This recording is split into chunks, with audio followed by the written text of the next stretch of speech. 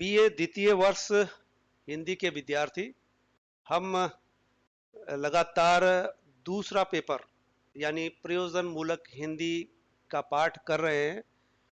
इसमें प्रयोजन मूलक हिंदी के तहत हमने हिंदी की प्रयोजन मूलकता देखी और फिर इसके बाद पत्रकारिता और अखबार अखबार में संपादक और संपादकीय से गुजर चुके हैं। हमारे सामने अखबार है जिसमें हम समाचार पढ़ते हैं, समाचार के साथ व्यापार जगत, फिल्म जगत और बहुत कुछ। लेकिन जो समाचार छपता है, जो लिखा जाता है, उसमें प्रूफ कैसे होता है, इसके बारे में हम आज केंद्रित होंगे। ये हमारा व्याख्यान का 36वां पायदान होगा। इसका मकसद है कि जो अखबार में लिखा होता है, वो जो लिखा हुआ है जिसे हम पढ़ते हैं, उस लिखे हुए को वो आपके सामने जिस रूप में आता है, उस रूप में आने से पहले की प्रक्रिया, छपने की प्रक्रिया, शब्द को सजाने संवारने और बनाने की प्रक्रिया क्या है, और फिर एक प्रूफ पठन जिसे कहते हैं, प्रूफ रीडर।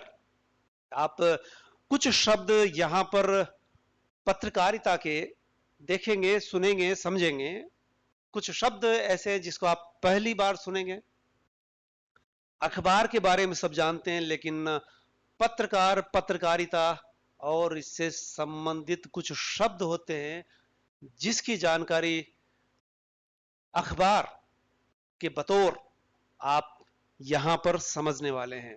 तो हम यहां समझेंगे, पढ़ेंगे प्रूफ पठन, प्रकृति व प्रविधि। प्रूफ पठन क्या है, क्यों जरूरी है, क्या होता है प्रूफ पठन। मुद्रण के साथ प्रूफ पठन का एक महत्व होता है। मुद्रण यानी मुद्रणालय, जहां से पत्र, पत्रिका और किताबें प्रकाशित होती है, उसकी पहली प्रक्रिया है मुद्रण। और मुद्रण के तहत जैसे मुद्रण का महत्व है, वैसे ही प्रूफ पठन का है। प्रूफ पठन जब तक नहीं हो जाता, मुद्रण अधूरा रहता है। प्रूफ से जुड़े कुछ रहस्य हैं, कुछ शब्द हैं जिसे आप यहां पर पहली बार मुखातिब होंगे, रूबरू होंगे। आपके सामने कुछ शब्द आने वाले हैं और वो शब्द पारिभाषिक है और उसकी कुछ विशेषताएं हैं और कुछ प्रविधियां हैं। प्रूफ के 3 भेद किए गए हैं, वो देखिए। नहीं, प्रूफ के कुछ भेद, लगभग 5 भेद है। पहला है गैली प्रूफ। गैली प्रूफ में जब पहली बार प्रूफ किया जाता है, वो प्रूफ की पहली प्रक्रिया कहलाती है। फिर गैली प्रूफ के बाद मेकअप प्रूफ होता है, जिसमें उस प्रूफ को मेकअप किया जाता है गैली और इसके तहत। और फिर आता है फाइनल प्रूफ, तत्पश्चात मशीन प्रूफ। फाइनल प्रूफ को स्टोन प्रूफ भी कहते हैं। आप शब्दों पर गौर करें। फाइनल प्रूफ यानी स्टोन प्रूफ। स्टोन प्रूफ ही क्यों कहते हैं, तो इसके पीछे का जो रीजन, जो कारण है, वो समझ लेना चाहिए। कंपोज के बजाय मुद्रण विभाग का कार्य है फाइनल प्रूफ करना। यानी कंपोजिंग जहां होती है, वहां के बजाय मुद्रण विभाग फाइनल प्रूफ करता है, जिसे वो स्टोन प्रूफ कहते हैं। तो स्टोन प्रूफ इसलिए कहा जाता है कि पहले वो टेबल पर रखा जाता है और टेबल पर काट छांट की जाती है। वो टेबल स्टोन की तरह होती है और वहां रखी जाने से उसे स्टोन प्रूफ कहते हैं, यानी फाइनल प्रूफ। वो फाइनल प्रूफ में जो गलतियां होती है वो अंतिम होनी चाहिए, क्योंकि फिर उसके बाद उसे उस प्रूफ को यानी शब्दों को, उस वाक्य को जो काट छांट करनी है, जो सुधार करना है, जो शुद्धता लानी है, कहीं छोटी मात्रा, बड़ी मात्रा, अल्प विराम, अर्ध विराम, पूर्ण विराम, इन सब की जो गलतियां हो सकती है, या हेडिंग किस तरह का होना है, समाचार का शीर्षक क्या रहना चाहिए, कितना बड़ा दाएं या बाएं रहेगा, ये सब निपट जाता है। और इस तरह से हम उसको फाइनल या स्टोन प्रूफ कहते हैं। गैली में रखी सामग्री मुद्रण में भेजी जाती है, स्टोन या मुद्रण मशीन पर फिर उसे रख करके कसा जाता है। ये जो स्टोन पर रखना, मुद्रण मशीन पर उसको रख करके कसना, इससे ये आशय निकलता है कि आज अखबार कंप्यूटराइजेशन से गुजर करके हमारे सामने आते हैं। इससे पहले की प्रक्रिया जो आप यहाँ पढ़ रहे हैं, ये थोड़ी पुरानी पद्धति है, जिसमें ये कुछ शब्द, कुछ चीजें इस्तेमाल की जाती थी, मुद्रण वगैरह, वो सब कुछ इधर कंप्यूटर पर या लैपटॉप पर संपन्न किया जाता है। इसलिए अब की शब्दावली, अब जब ये चीजें बताई जाएगी तो अलग तरह से बताई जाने वाली है। हम थोड़ा पीछे की तरफ, यानी जब शुरुआत हुई थी और जब अखबार छप के आता था, तो प्रूफ के 3-4 स्टेज से गुजरता था, और जो स्टोन प्रूफ कहा जाता था वो उस वक्त की बात है जब ये टेबल पर रख करके स्टोन या मुद्रण मशीन पर रख करके कसा जाता था उस शब्द को, मशीनी उस शब्द को, एक एक शब्द को उठा करके वो हिल न जाए, कस देने का मतलब ये फाइनल हो गया है और अब इसको स्थायी कर दिया गया है, या हिलना डुलना नहीं चाहिए, वो शब्द वहां पर वहीं रहेगा, इसलिए कस दिया जाता था। फिर 8 या 16 पेज में उसे उठाया जाता है, यानी प्रिंट जब पहला निकलेगा प्रिंटर से, 8 या 16 पेज में वो रख करके ही प्रिंट किया जाता है। ये फाइनल या स्टोन प्रूफ में कुछ बातें देखी जाती है, विचार किया जाता है, और वो अंततः ये निर्णय लेता है कि जो कुछ समाचार में लिखा जा रहा है वो बात पूरी आ गई है, समाचार में कोई वाक्य विन्यास में कोई कमी तो नहीं रह गई, और अंततः प्रूफ रीडर ये देख करके सुनिश्चित कर लेता है कि समाचार में पठनीयता है या नहीं। पठनीयता होना बेहद जरूरी है। अगर पठनीयता ही नहीं है तो समाचार पढ़ने वाला पाठक समाचार से बंद नहीं पाएगा, पढ़ नहीं पाएगा। इसलिए उसमें पठनीयता को वो खास करके देखता है प्रूफ रीडर। अगर पठनीयता नहीं आ रही किसी समाचार में तो दोबारा उसे देखता है। यानी फाइनल प्रूफ में यह भी देखा जाता है, ये देखने की चीज है कि समाचार पठनीय है या नहीं। पठनीय होना ही चाहिए, उसका शीर्षक तक भी ऐसा लगना चाहिए जो पाठक को आकर्षित करे, पढ़ते ही, शीर्षक पढ़ते ही लगे कि वो पाठक उसे पढ़ने पर मजबूर हो जाए। इस स्थिति में इसे प्रूफ रीडर के सामने भेजा जाता है। उस यानी प्रूफ रीडर, गैली प्रूफ और ये स्टोन फाइनल प्रूफ वगैरह वगैरह जो होते हैं। अब आता है मशीन या प्रिंट आर्डर। लास्ट में जब फाइनल प्रूफ भी हो जाता है तब उसे कहते हैं मशीन या प्रिंट आर्डर। प्रिंट करने का आदेश कौन देगा? प्रूफ रीडर देगा। प्रूफ रीडर इसमें किसी तरह की त्रुटि शेष नहीं रह जाए ये देख लेता है, और फिर प्रूफ रीडर के हस्ताक्षर होते हैं हर पेज पर। यानी जिस पेज पर प्रूफ रीडर ने हस्ताक्षर कर दिए, इसका मतलब होता है कि अब ये प्रकाशित होगा अंतिम रूप से, अब इसमें किसी भी तरह की त्रुटि नहीं बची है।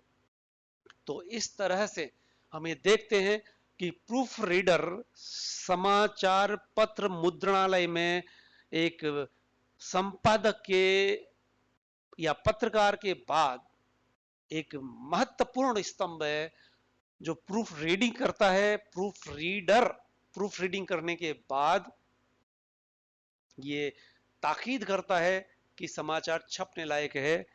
उसके हस्ताक्षर के बाद ही समाचार छपने योग्य होता है, अखबार प्रकाशित होने के लिए चला जाता है। तो प्रूफ रीडर की खास विशेषताएं होनी चाहिए। क्या? अच्छा श्रोता।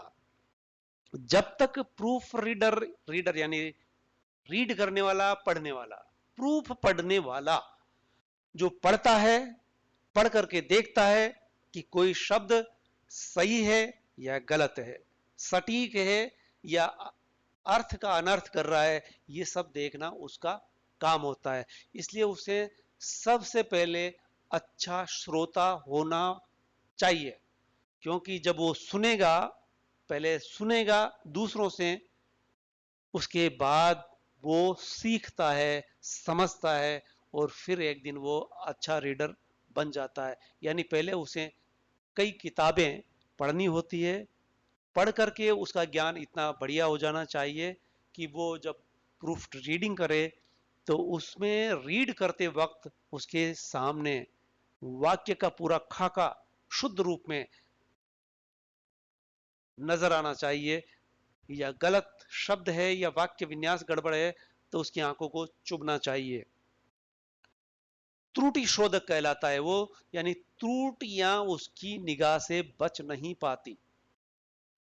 इस कदर प्रूफ रीडर में कुछ विशेषताएं होती है। मुद्रण में प्रूफ रीडर का एक निश्चित स्थान होता है, लेकिन एक शब्द यहां पर लिखा गया है, पालेकर अवार्ड। एक समिति रही जिसने ऐसा निर्णय दिया कि उसके बाद बदलाव आ गया प्रूफ रीडर और संपादक के स्थान में, कि पूरे अखबार का कर्ता धर्ता संपादक होता है और उसका नाम जाता है, उप संपादक का नाम जाता है, लेकिन प्रूफ रीडर का नाम नहीं जाता। प्रूफ रीडर का नाम अखबार में नहीं जाता।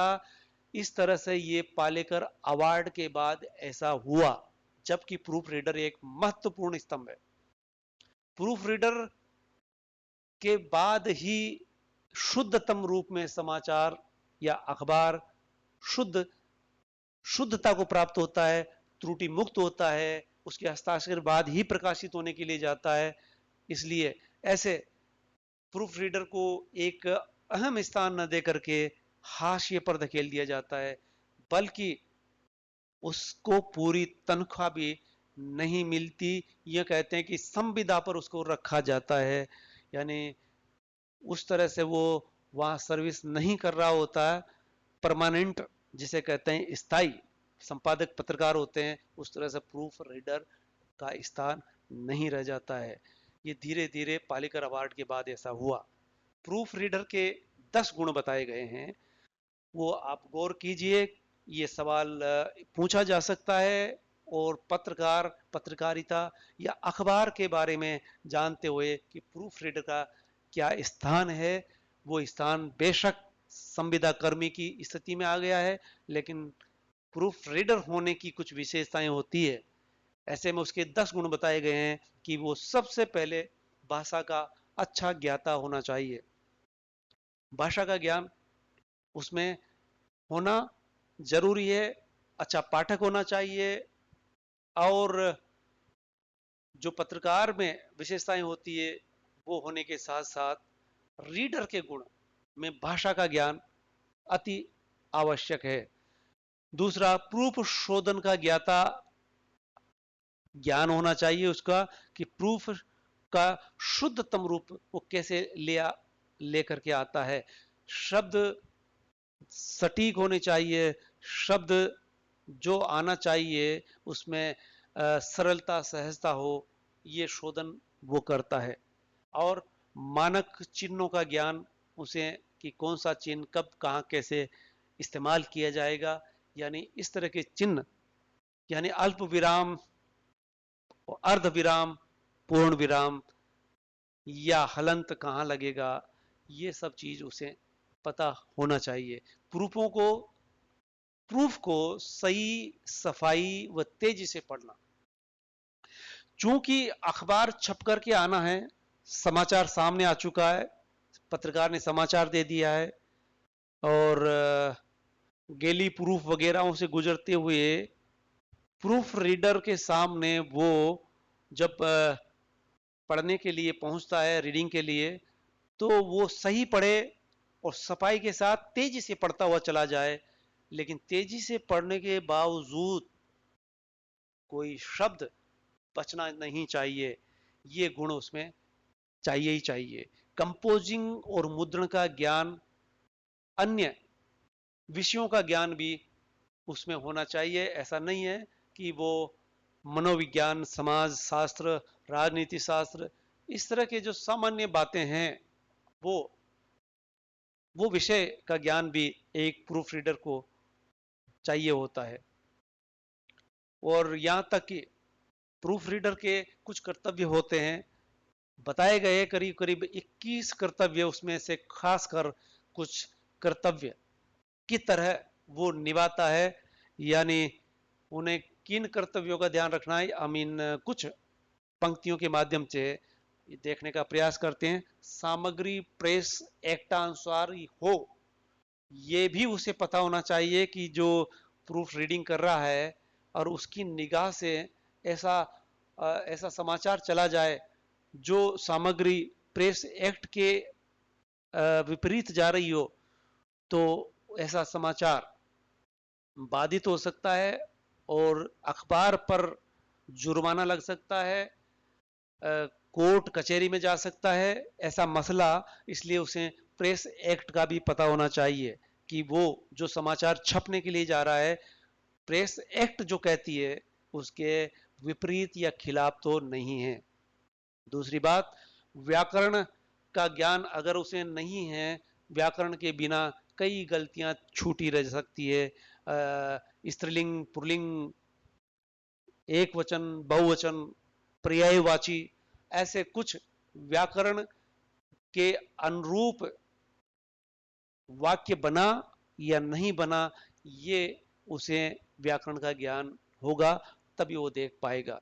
अगर उसे किसी तरह की शंका होती है तो वो अपने ऊपर संबंधित पत्रकार या संपादक से राय ले सकता है कि ये प्रेस एक्ट के खिलाफ जा रही है, इसलिए इस पर गौर करें और विधिक विधि अनुसार ये चलेगा। या शंका है उसे, तो शंका उसे जाहिर करनी होती है, बल्कि संपादक तक उसे सूचित करना होता है कि ये समाचार कुछ एक्ट के खिलाफ जाता है। मूल के अनुसार ही काम करना होता है प्रूफ रीडर को।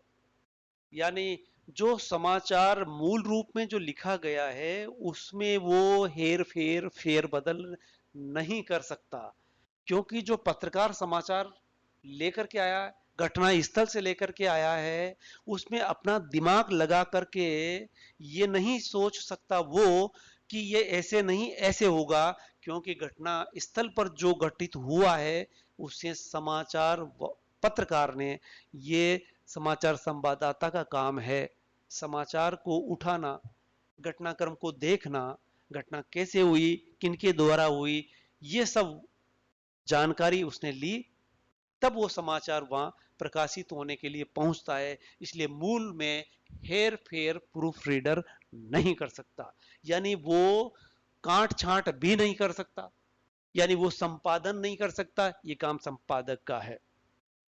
संपादक ये देखेगा कि इस दिन कोई समाचार जा रहा है तो क्यों जा रहा है, नहीं जा रहा है, रोका जाएगा तो संपादन देखेगा, संपादक देखेगा। लेकिन प्रूफ रीडर सिर्फ ये देखता है कि फिर भी अगर प्रेस एक्ट में वो आ रहा हो तो उसकी सूचना देगा, उसे एडिट यानी संपादन नहीं करेगा, हटाएगा नहीं किसी वाक्य को, शब्द को या समाचार को, वो हटाना का काम संपादक का होगा।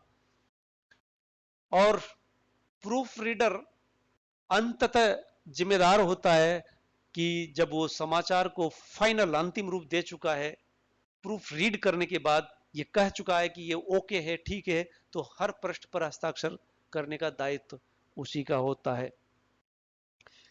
और सारे प्रूफों की पूर्णता प्रदान करने के लिए प्रूफ रीडर का काम मक्षिका पात के रूप में जाना जाता है। ये शब्द संस्कृत का है, आप गौर करें, मक्षिका पात यानी मक्खी उड़ाना, मक्खी मारने जैसा है कि जैसे मक्खी मारी जाती है उस तरह से ये काम इसका करना होता, मक्खी बिठाना।